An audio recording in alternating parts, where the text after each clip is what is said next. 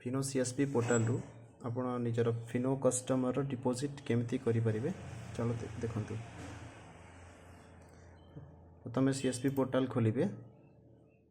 तापर एठी कस्टमर रो अकाउंट नंबर देबे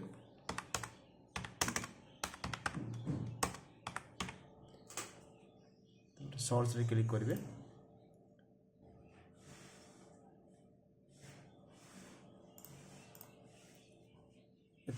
एठी देखंतु आपन को मिलिबो service request cash deposit cash withdrawal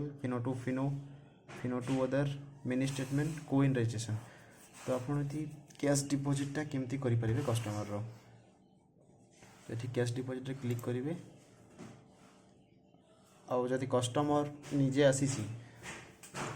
ताहले आपन तार बायोमेट्रिक थ्रू डिपॉजिट करि परिबे। जदि कस्टमर आसी नाही अन्य जन आछंती कस्टमर रो अकाउंट नहीं ताहले आपन एठी थर्ड पार्टी कैश डिपॉजिट रे क्लिक करिवे तापरे से जे जो कस्टमर आइछंती डिपॉजिट पई सही कस्टमर रो मोबाइल नंबर देबे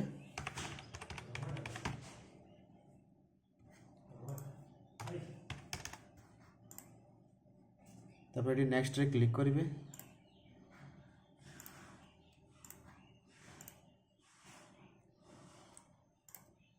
तापर जो कस्टमर रो मोबाइल नंबर आपन देले सही कस्टमर को ओटीपी जीवो